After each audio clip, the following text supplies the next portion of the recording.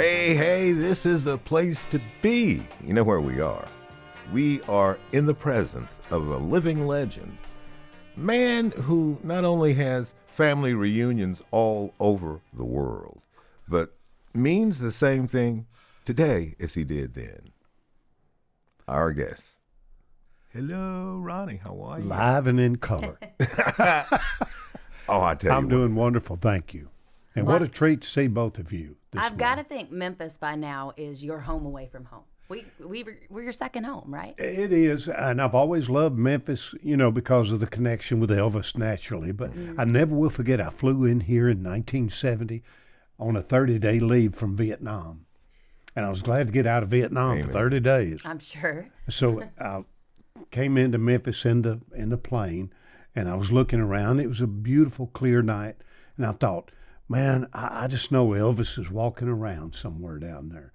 So, I've always thought about stuff like that. And then when I got to know George Klein and some of the folks that were living here and came from here, and you got to know you through George. And so I just love Memphis. So you're right, it is like a second home. But I get a really mystical, funny feeling when I come here. But I love it, though. Is it because you do so many paintings of Elvis that you feel Elvis when you come to town? Well, I'm not really sure, but I love all the history here, the Eagle's Nest, and I could go on and on about the history. As you can tell, I'm a history nut, so I just love all the history in Memphis. And boy, there's a lot of it. Beale Street. I love all the blues. Yeah. See, I mix country with blues and James Brown, Motown soul, and rock and roll. I just love all kinds of music. When I paint, you're not going to believe this, but I go back and listen to the music that my mom and dad listened to. Period. Take you to the different periods, and I go back to the 20s, 30s, 40s. And if you listen to the 40s, that music was so soothing. Frank Sinatra, when he was with the Dorsey brothers, his voice, I understand now, listening to his young voice, why all the Bobby Soxers were screaming after him like they did Elvis. He had this wonderful, beautiful voice when he was young. He did when he was older too, but I just loved his Dorsey days. Yeah. And that's what I listened to. And Dean Martin. And I love Dean Martin jokes. I'm a big Dean Martin fan. You got any Dean Martin jokes? I do. I do. My favorite is this, a grasshopper jumped up on the bar and he said, "I'll have a scotch and water." And the bartender said, "We got a drink named after you." And this grasshopper leaned back and he goes, "You got a drink named Mervyn?"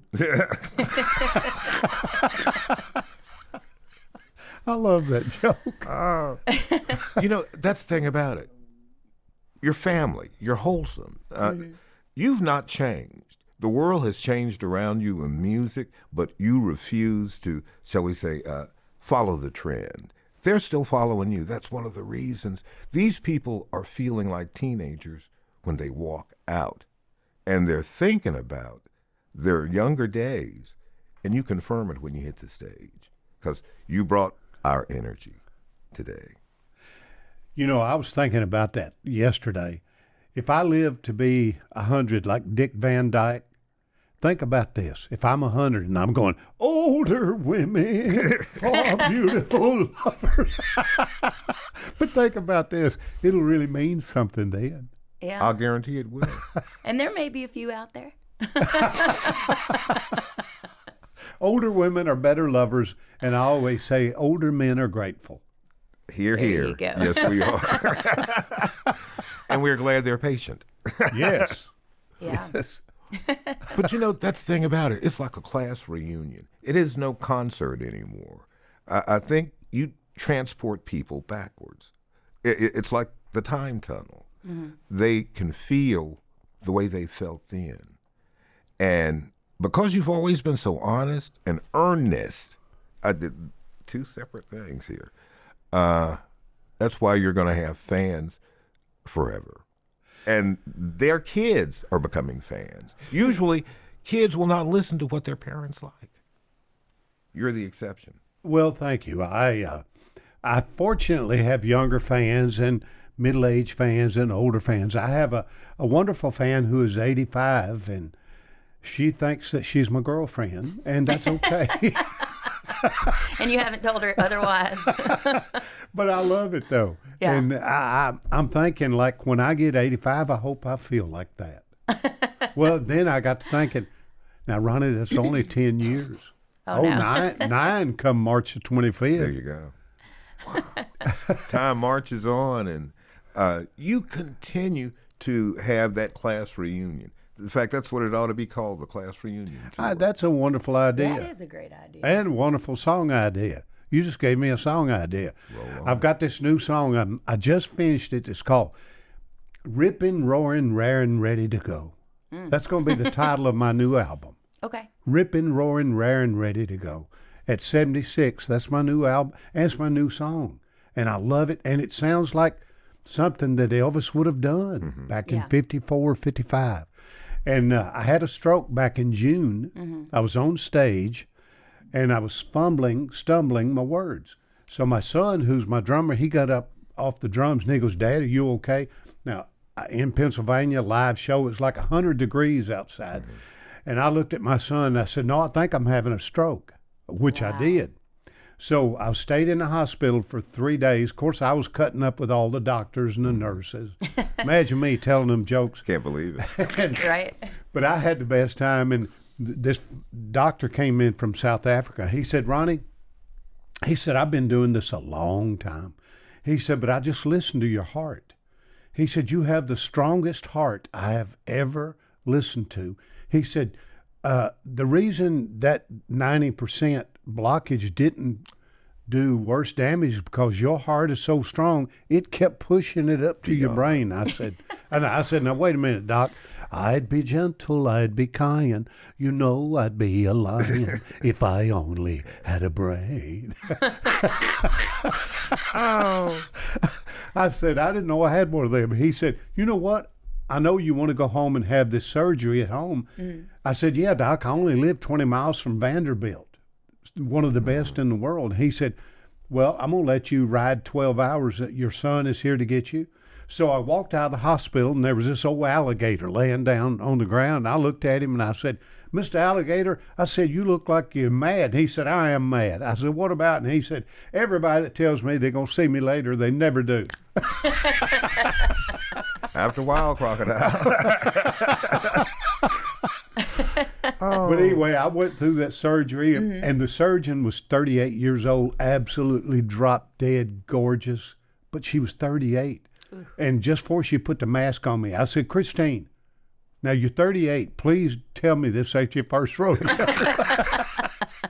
She said, Ronnie, I've done quite a few of these. She said, but I got to put you to sleep now. I got to cut you open. I said, okay. So then she woke me up and said, Ronnie, I got to cut you open again. I got to put you out. And I said, please don't tell me that. She said, no, you got a blood clot, and I got to wash it out right now. So she did, woke me up. She said, okay, I'm taking you to your room. So last Monday, I went for a checkup, had to get an ultrasound. She come in the room. She said, you're clear as a bell. You're good to go. She said, I understand you got 3 shows this weekend. I said, I do, with Jimmy Dean's wife up in Virginia. She said, do not let those pretty girls get your heart rate up. Dead gummit. Oh, gosh. Well, she's going to put you out of the music business altogether, because I'm pretty sure that's all that comes to your shows. Well, you know, women make my living. Yeah. Think about that. Yeah. There's a few men that do, but it's mostly, women. Yeah. And which is a good thing, especially if you're a guy. Definitely. Yes.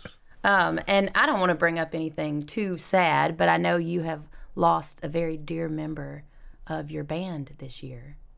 And I know that had to be really hard for all of you guys. Well, Wade Bernard, he came with me in '87. He was with me for 40-something years, and he was one of the most, he's from Louisiana, one of the most talented, unbelievable singers, songwriters.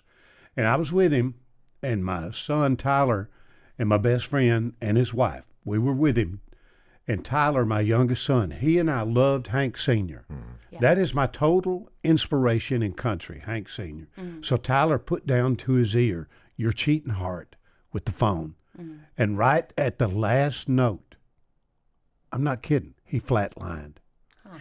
And that was it. And so they ran in there, and I've seen this on TV in the movies, and they started, this girl jumped up on him like a wrestler and started pumping his chest, and they got it back, but the doc came in there and said, Cheryl, who was his wife, said, it's back, but it's not right, and it's been 6 minutes. What do you want to do? She said, just let him go. So that was it. Yeah, I remember being on stage with him last time. You were Yeah. here playing the Hernandos, and you always come back and play Memphis, like I said. And I keep up with you a lot through Tyler. Well, thank you. And my nephew just had open heart surgery day before yesterday. Okay. And most talented little piano player I've ever seen in my life. And he does, well, I got him to doing this. I said, hello, darling. This is Louis, darling. Because when I was growing up, everybody I heard, I was trying to emulate that voice. Yeah. It didn't matter. But Louis Armstrong just, we all know, I mean, wasn't he different? I mean, nobody had that voice but Louis Armstrong. But anyway, my nephew, he could do it better than me. And I just love that. Yeah. But he's doing okay. That's good. Yeah. That is good to hear. It is really good that somebody not only represents the music we grew up with, but is still young enough to relate to the kids and what they want today.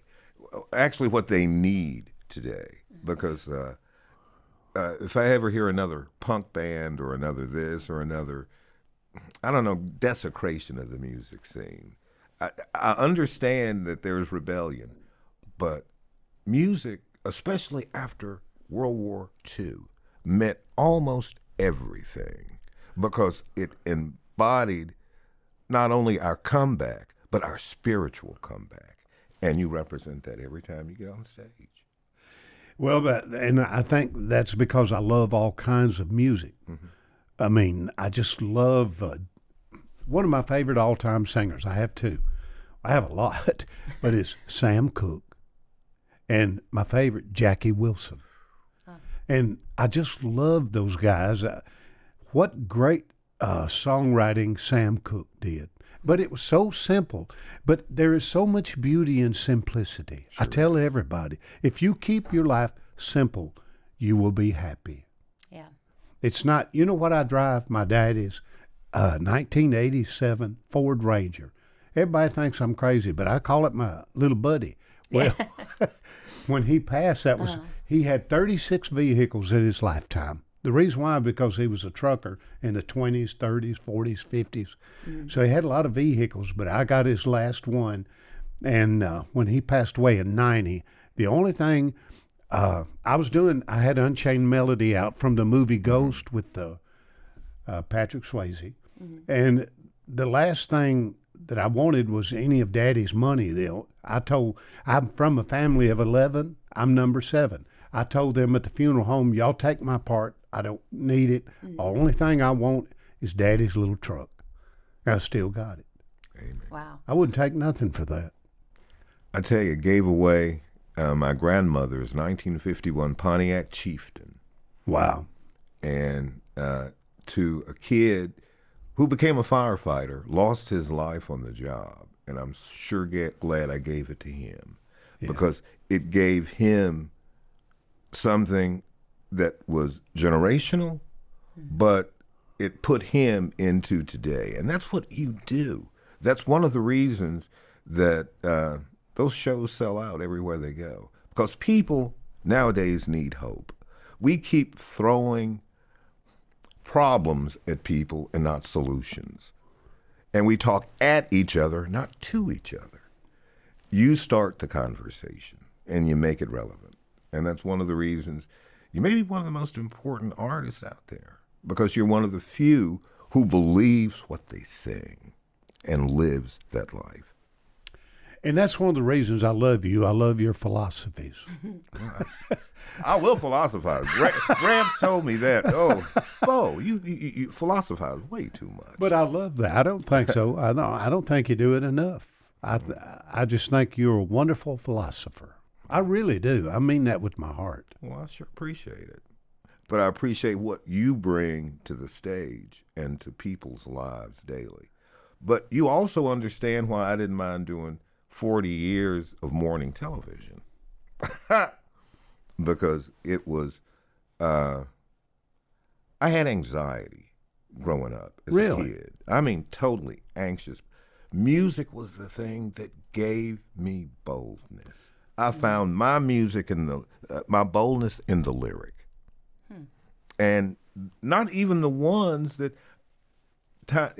change gonna come. That one song meant more to me when it dropped than almost anything. Me too. I could not believe people could hate each other the way I grew up loving people and loving our strangers. And we had a great mixed neighborhood, Jewish, Greek, everything, black, white, every strata of life. And we got along wonderfully and all took care of each other and were always our brother's keepers. And you remind us of that era. Well, thank you. I want to tell you, I did a 4-hour radio show 3 weeks ago in Tuscaloosa, Alabama, with Pat Boone and Jerry Schilling. That's the longest radio show I've ever done. I was just about to comment. And the last quote was from Jerry Schilling, who I've known for a half century. And he and I were talking, but Pat Boone was so funny because, he's 92. And he said, Ronnie, did you ever see a 92-year-old bicep that looked like this? But he was hilarious. But Jerry Schilling, right at the last quote, he said, well, I said, Jerry, now, I've known you for a half century, and I've told you 1,000 times, I never laid eyes on Elvis. He goes, Ronnie, Elvis loved you. Ronnie McDowell, man, just love to have you here. Love that you're in this world, and thank you for spending a little bit of time. I'm like you. It's better to be seen than viewed. You're here. Well, thank you. Thank you.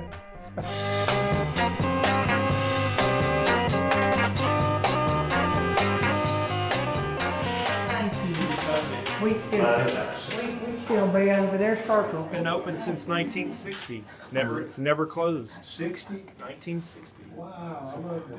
Yeah, Sam spent, I think it was Both.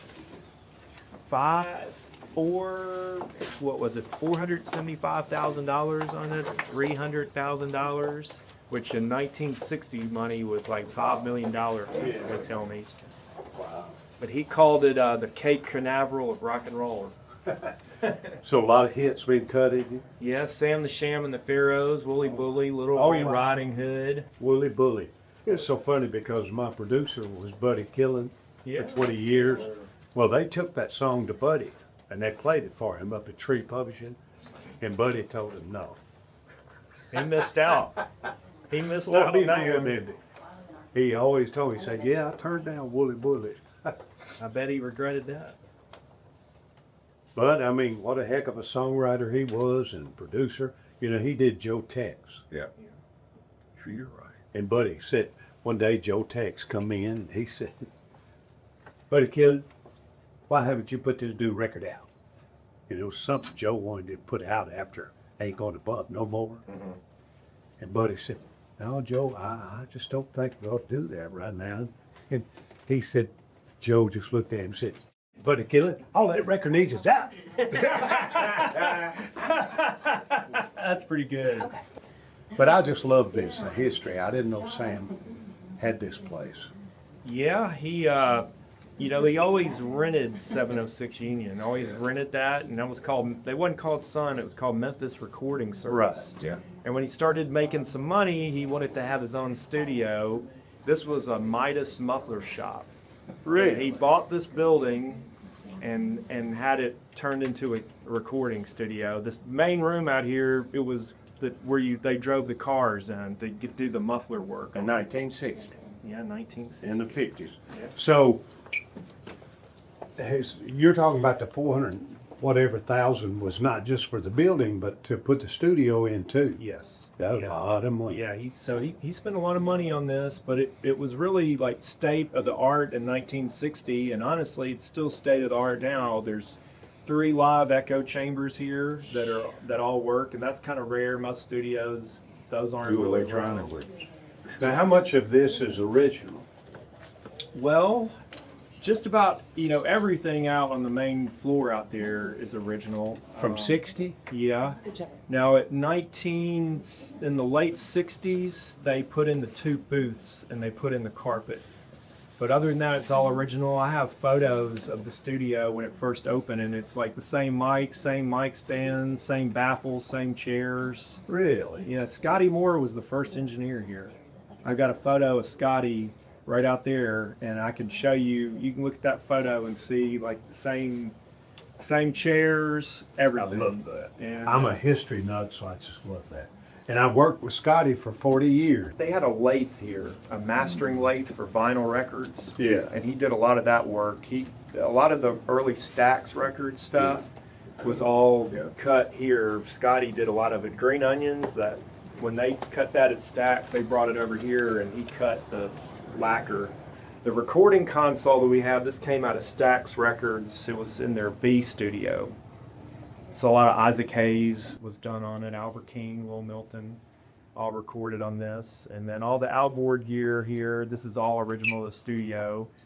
All those, everything in that rack, that middle rack, those are tube microphone preamps from the very first recording console that was here. From 60? Yeah, from Wow. Shit, amazing. We still record on tape here. We got 2 tape machines here. Love it. We have digital as well, so we can kind of do Mix both. Mixed medium. Because you get one a little warmer than the other. You don't mind if I go out there, do you? Not at all. I'd like to check it out. He's Pennsylvania for the console. Not at all. Amazing. So you think all this is original? Oh, I know. Yeah, it's all original. At 706 Union, Sam kind of handmade the ceiling. He used acoustical tiles. Uh-huh. But when he moved over here, he had like a, more commercial version that made. And then these panels are real interesting. These are also original to the room. So one of the people that helped Sam design and build the studio was a guy from Chicago who helped build the Chess record studio. Uh-huh. And this was a design that they had at Chess. And these walls, if you want it to be more live, Open them up. you keep it shut and it's reflective. If you want to deaden the room, you open them up and it's got insulation, and this kind of soaks up the sound a little bit. So So amazing. horns don't ring. And I can tell these are real. Oh yeah. I love that. I just Those love drummers Burlap quiet. wrap. I just love it that they've kept everything. I think that's the beauty of Memphis, is y'all really did keep everything. And I think you went through they had the echo chambers full of stuff, Yeah. and you started digging through them and finding little goodies here. Yeah, that was like when Matt Ross Spang was here. He Okay. got him to clean out the echo chambers. Okay. I always wanted to use them. I started recording here in the early 90s. And when I would come here, I always wanted to use the echo chambers, but they were being used for storage. But when Matt came down here and started working, he got them to clean everything out. They were like, I heard there were pinball machines in there. I heard there was a toilet in there. A little bit of everything. Toilet. But they sound good. They're magical. You can Yeah. you've experienced. Last time I was here, you Yeah. showed me one. I'd never heard of an echo chamber. a little bit better in tune. That one I sounds started like saying that a little out. just a little bit. This one we just had it tuned. It sounded good. If you want to play it.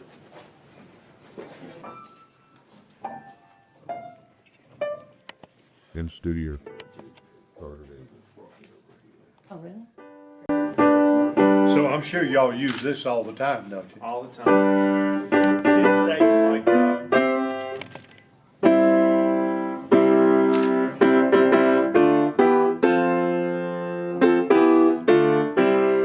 We all know that, don't we? Isn't that funny? You just play a lick and you know it. That's what we were talking about on the radio a while ago. Who doesn't know just the riff from My Girl? Yeah. Or the riff from Don't Be Cruel? Don't. So the first record Sam did here was Lonely Weekends. They started, Really? yeah, they started it over at 706 Union and they finished it over here. And So he had that going over there and working here at the same time. yeah, there was a period there where both were going at once. He was cutting that much. Yeah. Well, I'm glad that I just got to sit here and play a note. I love this. Jerry Lee did a lot of cutting on that piano. Charlie Rich did a lot on that piano. Charlie Rich made his last album here. Did a special on Elvis in '77. It was me, Charlie Rich, and Chuck Berry. And when it come to find film, we couldn't find Chuck Berry. He took off.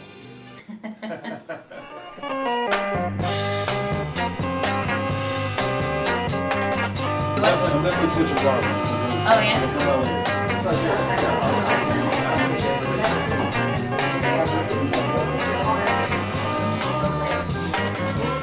Sam laid the day floor himself. Oh, we did? He did. He even laid the floor. He laid the floor. He put up these noise canceling tiles, designed the curb So he did system, those too? acoustics. That's right. Well, you just went to Jerry's place, St. did, Phillips yeah, recording yeah. service. You probably noticed in that Yeah. tracking rooms there, it's the same. As Jerry said a million times, you know, he came and visited Memphis on a church field trip, right? They're going to Dallas, and he saw Beale Street, and he was a kid. He was like, man, I gotta come back. I gotta record this. And it took so much, you know. He was married with 2 boys when he came to Memphis. Even Nashville, a good job in Nashville, right? Working at a radio station. Quite a character. Oh yeah, to say the least, right? The first time I met him was in Covington. Okay. It was me, Hank Jr., and Jerry Lee. Okay. And Merle Kilgore was the bus driver. Now, you probably don't know that name. I do, yeah. Anyway, he wrote Ring of Fire, Yeah. Wolverton Mountain. Okay. So I knocked on the bus door, and he opened the door. He said, "Could I help you, son?" I said, "Yeah, I'd like to meet. I'm Ronnie McDowell. I'm on the show with y'all." Yeah. Because I just had the King is gone. Yeah. Came He said, 78, right? 77. 77, same year. Wow. Yeah. So he said, "Go back there and knock on the door." So when I went back there was all this commotion. Yeah. I said, I heard this voice. "Who the hell is it?" Yeah. I said, "It's Ronnie McDowell. I want to say hi to you boys." The door flung open and he goes, "Are you a Baptist boy?" I said, "Yes, sir." And he held his finger on my nose and I said, "Yes, sir." And he said, "Well, them Baptists ain't worth a damn."